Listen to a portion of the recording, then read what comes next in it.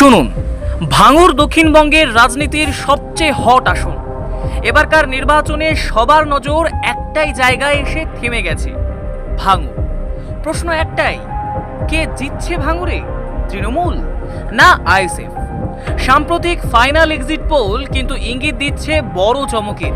সমীক্ষা বলছে এই মুহূর্তে ভাঙড়ে এগিয়ে রয়েছে নওশাদ সিদ্দিকী। হ্যাঁ, ঠিকই শুনছেন, আইএসএফ প্রার্থী নওশাদ সিদ্দিকী এবার শক্ত লড়াইয়ে অনেকটা এগিয়ে। অন্যদিকে তৃণমূলের প্রার্থী শওকত মোল্লা, তিনি কি পিছিয়ে পড়ছেন? সমীক্ষার ইঙ্গিত বলছে হ্যাঁ, লড়াই অনেকটাই কঠিন হয়ে গেছে। ভাঙড় এখন শুধু একটা আসন নয়, এটা হয়ে উঠেছে পুরো রাজ্যের রাজনৈতিক কেন্দ্রবিন্দু। সূত্র বলছে মমতা ব্যানার্জি নিজেও নজর রাখছেন ভাঙড়ের ওপর, কারণ এই আসনের ফলাফলে ঠিক করতে পারে দক্ষিণবঙ্গের ভবিষ্যতের সমীকরণ। ভোটারদের মধ্যে এবার দেখা যাচ্ছে এক অদ্ভুত ট্রেন্ড, সংখ্যালঘু বলয়ে তীব্র মেরুকরণ। ত্রিমুখী লড়াইও হলেও শেষ ল্যাপে এসে লড়াইটা দাঁড়িয়ে গেছে সরাসরি আইএসএফ বনাম তৃণমূল। গ্রাউন্ড রিপোর্ট বলছে নওশাদের জনসংযোগ, তার আগ্রাসী প্রচার এবং স্থানীয় ইস্যু নিয়ে সরাসরি কথা বলা, এই সবই তাকে অনেকটা এগিয়ে দিয়েছে। অন্যদিকে তৃণমূলও চুপ করে নেই, শেষ মুহূর্তে তারা মরিয়া চেষ্টা চালাচ্ছে ঘুরে দাঁড়ানোর। কিন্তু প্রশ্ন উঠছে, এবার কি ভাঙড় সত্যিই বদলাচ্ছে? এবার কি ভাঙড়ের মাটি নতুন ইতিহাস লিখতে চলেছে? এক্সিট পোলের ভাষায় এইবার অন্য কেউ নয়, ভাঙড়ে এগিয়ে নওশাদ। তবে মনে রাখবেন, এটা শুধুই সমীক্ষা, চূড়ান্ত ফলাফল বলবে ইভিএম। কিন্তু একটা জিনিস পরিষ্কার, ভাঙড় এবার আগুন। এখানে যে জিতবে সে শুধু একটি আসন জিতবে না, সে জিতবে রাজনৈতিক বার্তা। তাই চোখ রাখুন ভাঙড়ের ফলাফলে, কারণ এখানে লুকিয়ে আছে 2026-এর বড় গল্প। শেষ কথা, ভাঙড় এবার শুধু ভোট নয়, এটা সম্মান, লড়াই আর ভবিষ্যতের প্রশ্ন, যেখানে আমরা তুলে ধরেছি গ্রাউন্ড জিরো থেকে এক্সক্লুসিভ রিপোর্ট, ভোটারদের আসল মতামত এবং এক্সিট পোলের ভেতরের গল্প। ভাঙড়ে কে এগিয়ে, নওশাদ সিদ্দিকী নাকি ঘুরে দাঁড়াবেন শওকত মোল্লা? সব প্রশ্নের উত্তর পেতে এখনই যুক্ত থাকুন কলকাতা সংবাদের সাথে, কারণ আমরাই দেখাই আসল খবর সবার আগে, সবচেয়ে নির্ভুল। 26-এর নবান্ন কার দখলে, তৃণমূল, বিজেপি নাকি আবার ফিরবে লাল দুর্গ? পশ্চিমবঙ্গের রাজনৈতিক মহরণ শেষ। একাধিক দফায় দীর্ঘ ভোট পর্বের পর এখন সবার নজর একটাই, নবান্ন। কে বসবে ক্ষমতার আসনে, কার হাতে যাবে বাংলার ভবিষ্যৎ? এই উত্তেজনার মাঝেই সামনে এসেছে বুথ ফেরত সমীক্ষার একের পর এক রিপোর্ট। বিভিন্ন সংস্থা সমীক্ষা বিশ্লেষণ করে যে চিত্র উঠে আসছে তাতে স্পষ্ট ইঙ্গিত, এই মুহূর্তে লড়াই এগিয়ে রয়েছে তৃণমূল কংগ্রেস। সমীক্ষা অনুযায়ী 294 আসনের বিধানসভায় সরকার গড়তে দরকার 148-এর ম্যাজিক ফিগার। আর সেই হিসেব অনুযায়ী তৃণমূল কংগ্রেস অনেকটাই নিরাপদ জায়গায় রয়েছে বলে অনুমান করা হচ্ছে।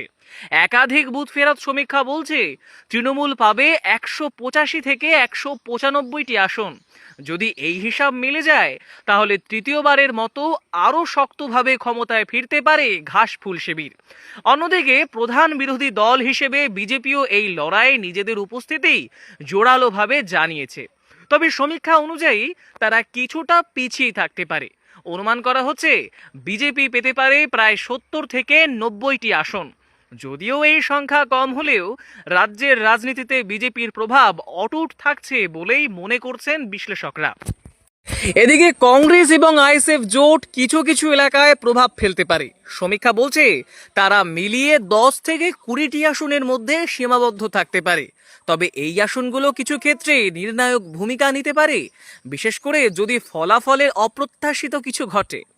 আর বড় প্রশ্ন, লাল দুর্গ কি ফিরছে? একসময় যে বামফ্রন্ট বাংলার রাজনীতিতে দীর্ঘদিন ধরে রাজত্ব করেছে, তারা কি আবার ঘুরে দাঁড়াচ্ছে? বুথ ফেরত সমীক্ষা বলছে বামেদের কিছুটা পুনরুত্থানের আভাস মিললেও তা এখনো ক্ষমতায় ফেরার মতো নয়। অনুমান করা হচ্ছে সিপিআইএম সহ বামফ্রন্ট 3 থেকে 5টি আসনের মধ্যে সীমাবদ্ধ থাকতে পারে। তবে ভোট শতাংশের কিছুটা উন্নতি তাদের সংগঠনের জন্য ইতিবাচক সংকেত হতে পারে। ছোট দলগুলোর কথাও ভুলে গেলে চলবে না। এজেএম, এমআইএম এর মতো দলগুলো 1 থেকে 2টি আসনে চমক দিতে পারে বলে ইঙ্গিত রয়েছে কিছু সমীক্ষায়। তবে মনে রাখতে হবে, এগুলি সবই বুথ ফেরত সমীক্ষা। বাস্তব ফলাফলের সঙ্গে এর পার্থক্য থাকতেই পারে। অতীতে বহুবার দেখা গেছে সমীক্ষার হিসাব উল্টে দিয়ে চমক দিয়েছে ভোটাররা, কারণ শেষ কথা বলে ইভিএম আর জনতার রায় চূড়ান্ত। তাই এখন শুধু অপেক্ষা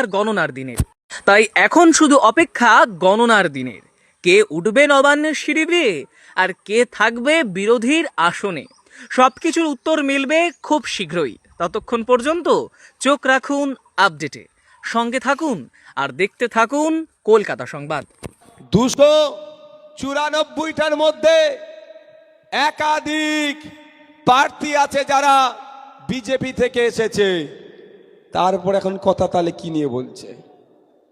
আরাবুল ইসলাম সাহেব একবারে নিয়ে নিইনি, ভাঙড়ের মানুষকে আর একবার জানাতে চাই, আমার যে 3 ভাই খুন হয়েছে তাদের পরিবারের কনসার্ন নিয়েছি।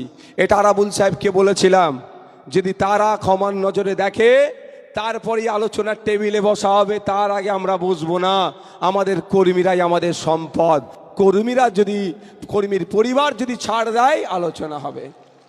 আলোচনা করেছি, তাদের পরিবার এগ্রি হয়েছে, আরাবুল ইসলাম সাহেবকে ক্ষমার নজরে দেখেছে, তারপরে আমরা যুক্ত করেছি। তাই নয়, আমাদের অঞ্চল নেতৃত্বদের মাধ্যমে বুথের নেতৃত্বদের সাথে আলোচনা করেছি যে আমরা নিতে চাই, এই শর্ত দিয়েছি, তোমরা যদি বলো তারপরে আলোচনার টেবিলে বসবো।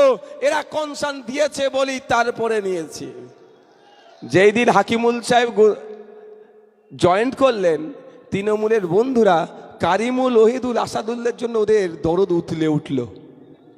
বুঝতে পারছেন না? কিন্তু এতটুকু মনে রাখবেন, হাকিমুল সাহেব জয়েন্ট করেছেন আসাদুলদের হাত থেকে পতাকা নিয়ে, আমার অঞ্চল নেতৃত্বের হাত থেকে পতাকা নিয়ে। এটুকু মাথায় রাখবেন। আমি এবার আসল কাজে আসা যাক। এসে কি বলছে? 35,000 না কত ঘর দিয়ে দেব, 50,000 ঘর দেবে বলেছে। আমি চাই তো এটাই হোক। ভাঙড়ে একটাও না কাঁচা বাড়ি থাকে, ভাঙড়ের একটাও রাস্তা না কাঁচা থাকে, ভাঙড়ে বোমের আওয়াজ না হয়, ভাঙড়ের অলিতে গলিতে লাইট হবে, ভাঙড়ের অলিতে